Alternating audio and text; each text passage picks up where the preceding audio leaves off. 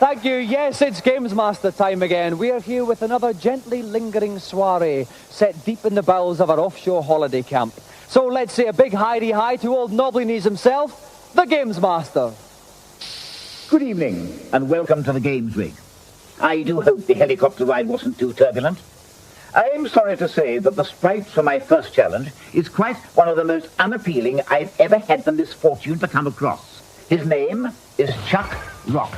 And tonight's first contestant will need to guide his considerable, sweaty bulk to the fourth level of the game in less than 1 minute 45 seconds. I'll try not to let my aversion for this unsavory character mar my enjoyment of the game. And here for some big belly Stegosaurus butt-kicking action is a young man from Surrey. Please welcome George Zenapontos!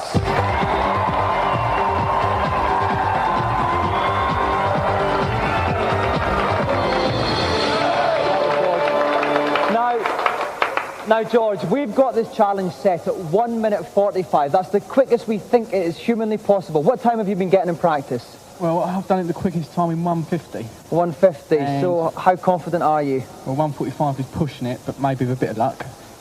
You might just clock it. All right then, George, if you'd like to sit yourself down in the game playing chair, we wish you all the best. And helping me out on this challenge is Neil West from Mega. Welcome, Neil. Thanks, Tony. Great to be here again. Okay, any tips for George on this challenge? He's really got to move. He can jump over baddies and he can do flying kicks. It's a lot quicker than belly butting them. Yeah. But he's got to arrive alive, so if he sees a heart which will replenish his health points, then he's got to take it. Okay, George's challenge is get to the end of level and defeat the Stegosaurus in 1 minute 45 seconds. George, are you ready? Then your 1 minute 45 starts now.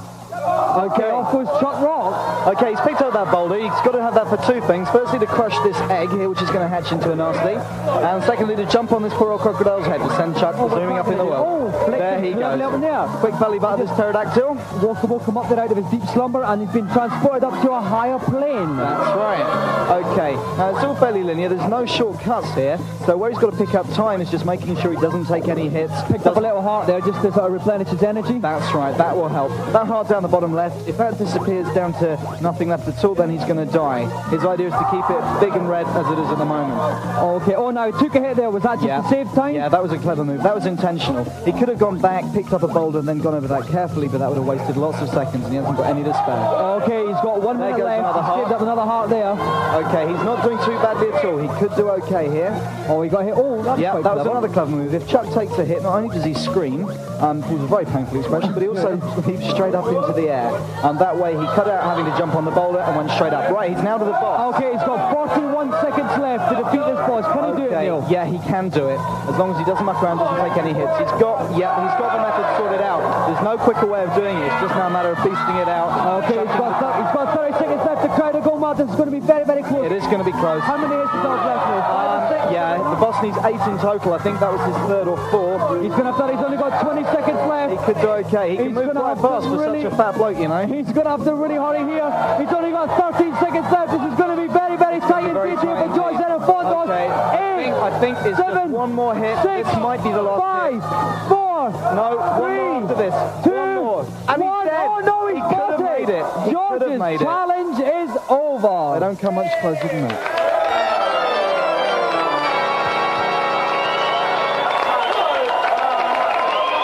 Bad luck, George. No. Thank you. Now, George, that was desperately close. Neil and I reckoned you just needed one more hit on them at the end and you would have won it. It was nerves. Yep. Well, it happens to the best of us. So, a big round of applause for our gallant competitor, George Zenapontos!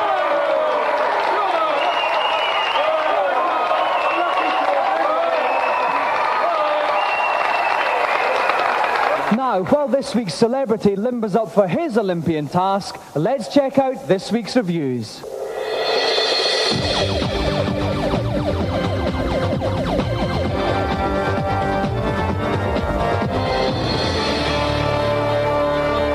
Tonight, we hop, skip and curse our way through platform games. First up on the Super NES, Duck the Daring battles to save his babe in Dragon's Lair.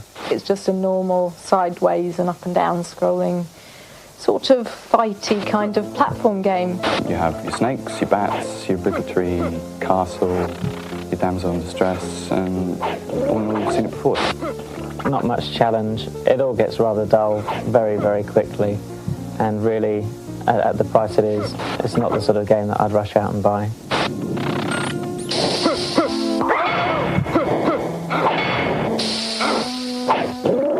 Next, heart-rendingly cute sprites with good intentions finally fluff onto the Master System. It's the New Zealand Story. It's immensely playable, very addictive, very cute, and generally really worth playing. Really, I think that this is one of the best games I've seen on the Master System, actually, for quite a long time.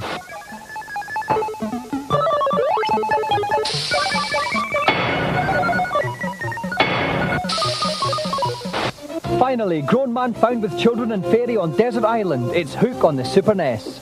It's very unoriginal, and it's also very easy. Within a few days, you've cracked it. If you thought the film was crap, then this might just about make up for it.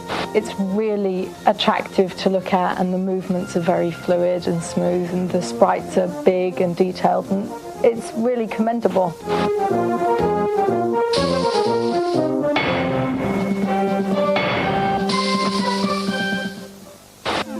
And now for this week's feature. Those of you who have tried to strut your stuff to the music from a Game Boy will know that something is most definitely missing. However, help is at hand as more and more musicians are using the sound from video games as the basis for chart-busting tracks. Sample Master T shows us how with Super Mario Land on the Game Boy. We want to make it into something much more interesting. So I think we're going to speed that up. Let me turn this off. See if we can play on the keyboard over here. Yeah, now you're talking. Yeah, that's the one. We're going to go with that. Now what do I need? I need a break. That's it. I need to call a DJ friend over here and he can cut it in for me. Yeah, rude boy. Yeah, peace. Okay, you can give me a break? Yeah. Yeah, take that out for me. Right, record's on. He's just skewing it up. Yeah, got it. Okay, let's go. Right, now for the final touch, all we need is the vocals. And here's something I prepared earlier. Hi. Yeah, I'm okay. Ready? Games Master, let's play a game. Great, all the ingredients are in place. We've come from this to an almighty this.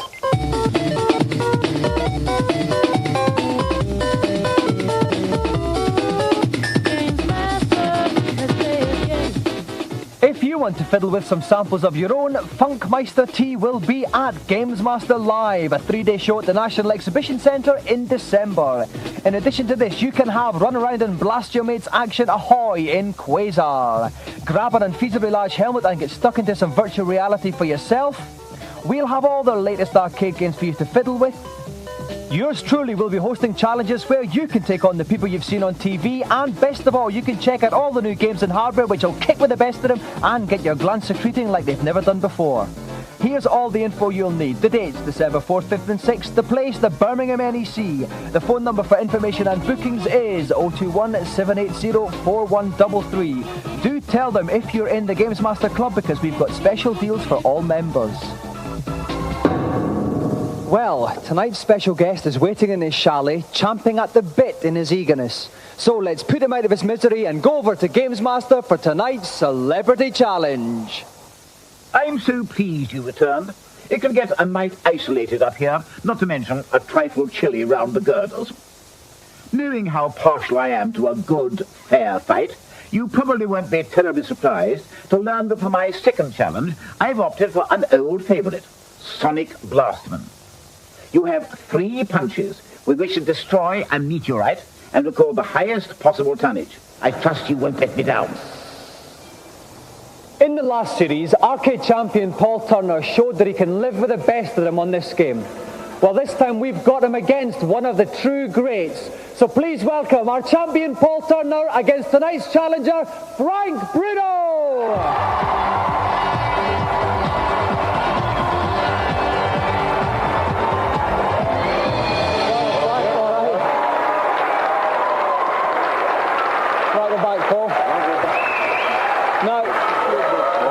Now, Frank, in the last series, I must tell you, do not underestimate this man because he took Gary Mason to the cleaners. How do you feel about it? I'm going to take him to the cleaners and wash him as well. Okay. Yeah. Well, Paul, what's your reply to that? How do you think you'll handle Big Frank? Well, he's number 1 and I just got to take him out. He may be big and strong, but it's just going down. Okay, before this gets into a little pre-match fracas here, could I ask you, gentlemen, both of you, the best of luck. Take your places by the machine and we'll get ready to start.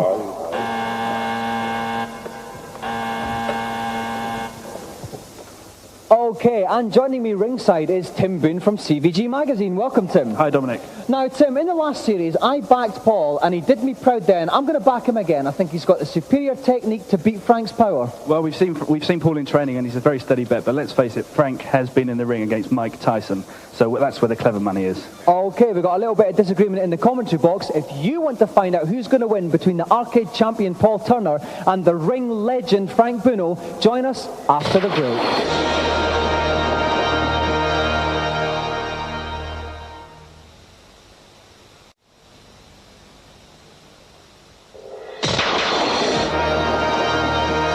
I'm here with Tim Boone from CVG Magazine, and we're about to witness the slug-out of the century between arcade champion Paul Turner and the great Frank Bruno. The game is Sonic Blastman. Basically, they've got to knock out a meteorite with 3 punches. Whoever gets the most tonnage aggregate at the end of the 3 punches is tonight's winner. So, Paul, you are going to punch first. Are you ready? Then throw that first punch. Okay, so here comes Paul, a lovely big wind up there. Oh, 132 tons for the first punch. Excellent first punch there. Here comes Paul, winding up for his second punch there. Frank's giving him a bit of encouragement there. Oh, another thumping one there. 130 tons, another big one. I think Frank was trying a bit of gamesmanship there. Frank's trying to wind him up a little bit there, Tim. Yep, for sure. Frank is obviously a good sport, but he's obviously very confident. Here we go, big one. Oh, a lovely big one for Paul to finish with. And Paul gets for that one. 129 tons. That's a very big average. Very respectable score. Okay, well, that was Paul's final points there, and Paul has scored a total of 391 tons there, which is a very good attempt. Excellent attempt, excellent. But I think we were looking for something very special from Frank here, and I think he's going to deliver. Okay, so Frank, take your first punch. Here comes Frank. Frank's winding up here. Oh, that's a monster one there. Slightly curved round it though, Tim. I think that's what Frank calls his banana punch. Oh, look at the size of that. 146 tons. And he didn't even take much of a swing. Zero, dear. Go for your second, Frank. God. Off you go. Oh, monster from Frank there. 142 tons there. He can't wait for it to get back up again. Look at him. He wants to get it over there again. Where's Mike Tyson now? This is your final punch, Frank. Okay, off you go. Oh, another whopper. I think he's got this one in the bag. Well, he's 142 tons. Oh, dearie me. No competition. 430 tons for Frank. So Frank Bruno is tonight's winner.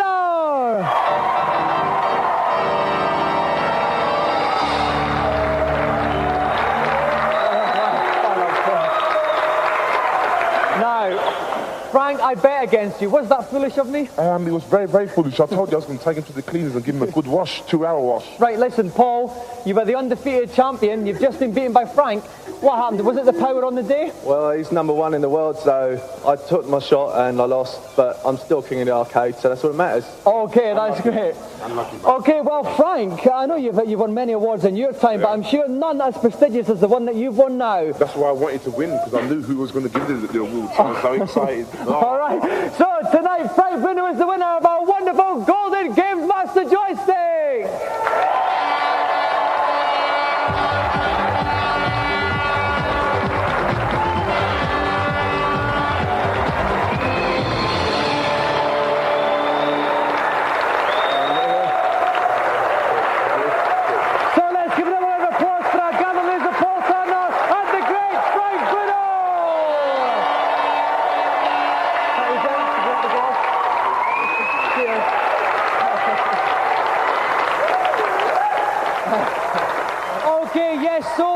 So while Frank leaps merrily away with his newfound prize, it's time for mortals everywhere to expose their limitations and beg for answers from the Games Master in the Consultation Zone.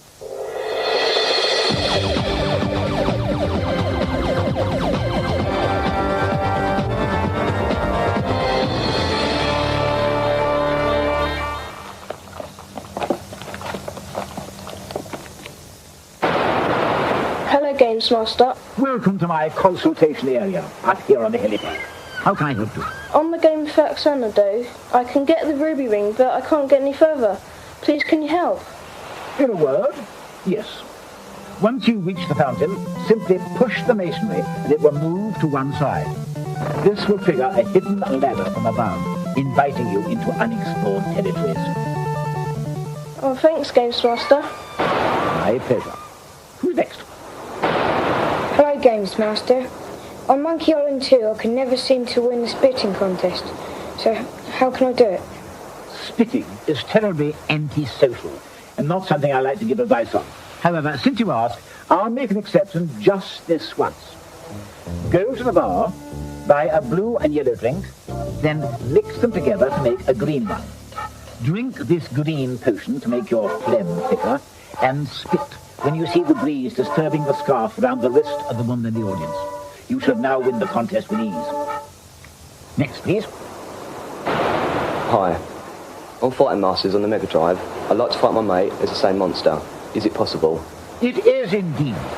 Select 2 players, and when choosing the first player, put the cursor over your favourite monster and press up and A simultaneously. The same character will now come up on player 2. Cheers. That's enough tidbits for this session. I don't want to spoil you now, do I? So, some more happy tete-a-tetes on the helipad there. Now it's time for tonight's final challenge, and here to detail it, back to GamesMaster. Tonight's final challenge is on a game called Zool. Zool is a feisty young sprite arriving from the nth dimension, a plane of existence not too many light years away from my own. This will be a straight dash to a specially designed level. Quite simply, the fastest time wins. Watch out for your energy, but above all, go like the clappers. Good luck to you. For this challenge, it's time for one of our umbilical forays into the mother-son arena. So please welcome Mavis and Matthew Jordina.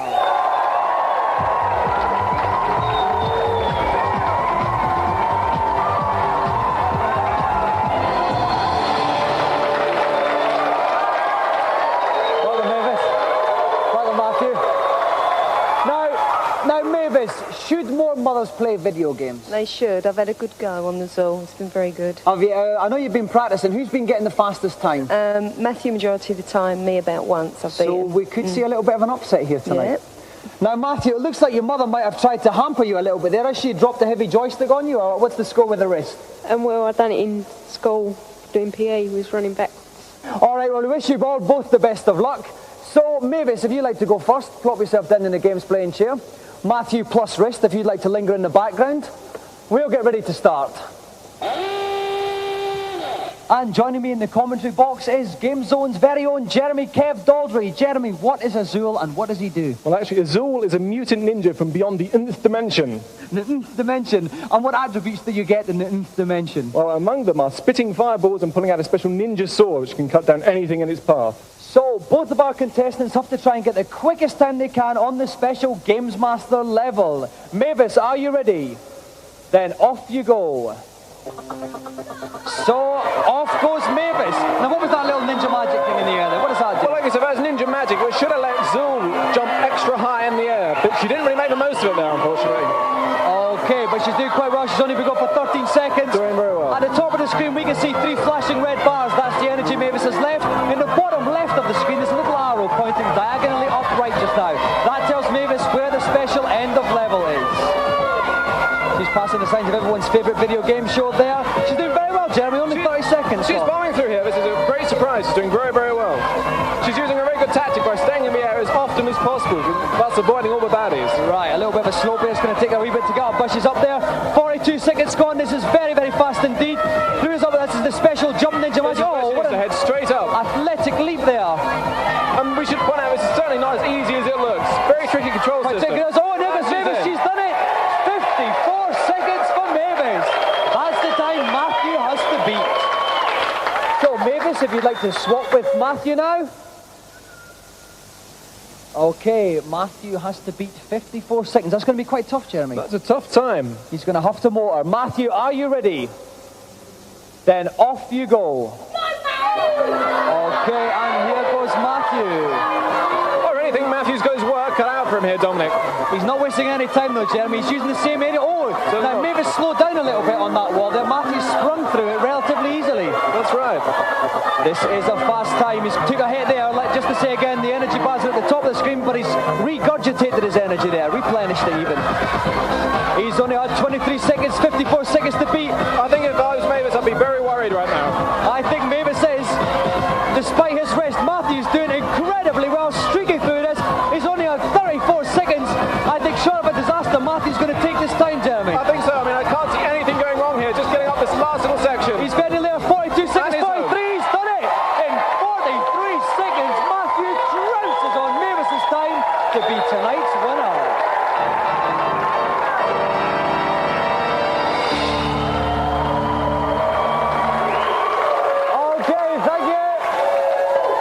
Thank you. Well, Mavis, for a few fleeting moments there, mothers everywhere were united in a common aim. What held you up? The walls. I kept getting stuck on them. You were getting stuck on those walls. What everybody wants to know now, though, Mavis, does this signal your retirement from video games? No, I shall conquer that one when it comes out. All right, now, Matthew, I bet you breathed a sigh of relief. What would have happened if you got beaten by your mum? Well, I think my friends would have broke my other arm. Well, as a result of that, Matthew, you are the winner of the most glitziest prize in television land, the Games Master Golden Joystick!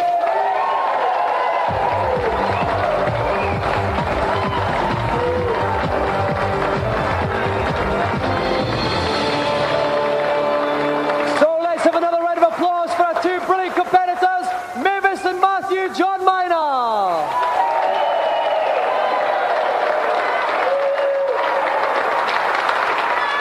Well, that's another show in the bag, another lovely mixture of laughter and tears, and we've got some more to come with supper tonight. Auntie Mauritius bypassed herself with the cockles en croûte with a cod's roe dip.